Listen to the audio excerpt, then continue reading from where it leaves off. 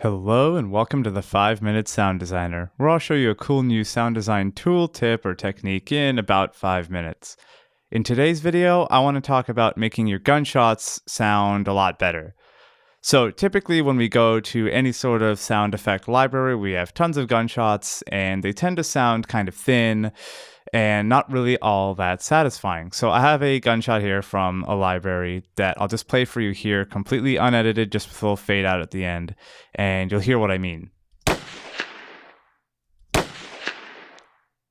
So that is what a gun sounds like. That's an accurate sound, but it does sound a little bit far away or maybe a little too poppy without enough oomph to it. And this might be all we have to work with. This situation may come up a lot because gun sounds aren't necessarily the easiest to come by. So what I recommend you do in these sorts of situations where you have a gunshot or any sort of impact sound that needs more oomph to it is that you add some extra layers on top of it. So I've talked about layering quite a lot in all of my previous videos, but I want to talk to you about how you can think about layering, especially for this sort of situation. So I like to break out my layers into high, middle frequency, and low frequency effects to layer on top of the impact or gunshot in this case.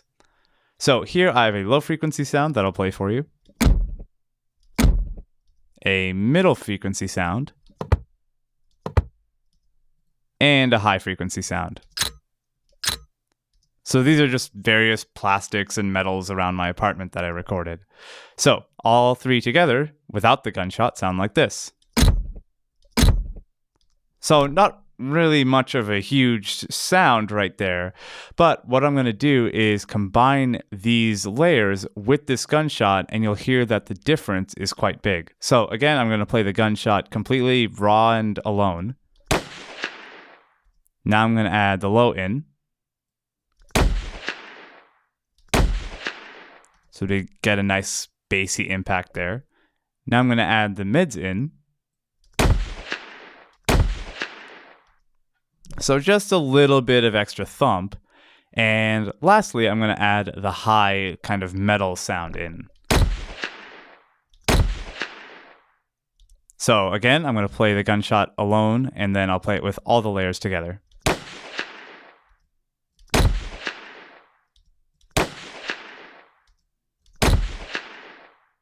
So just a few extra sounds on top that may not seem that cool sounding or that important on their own can add a nice bit of extra life to that sound effect, especially that metal one. I really like how that sounds coming with this gunshot. So when you have any sort of impact like this, you have any sort of gunshot or someone falling down or anything like this, and you need to sound like it has more impact or more life, more unique character to it, this is a method that I recommend. And often I have more than one high layer, more than one mid layer, and more than one low layer. I kind of break it out and experiment and see how many I can shove in there to make the sound really good.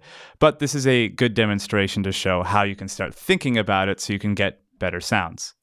So that's it for this video. Thank you so much for watching. If you liked it, of course, hit the thumbs up and subscribe, all that good stuff.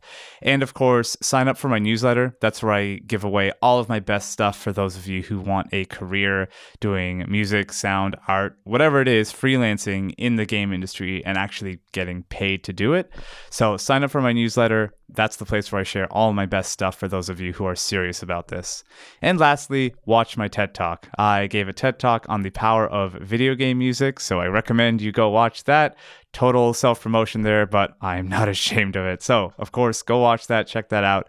Look in the description below, the annotation, the cards, whatever it may be, and I'll see you in the next video. Thanks!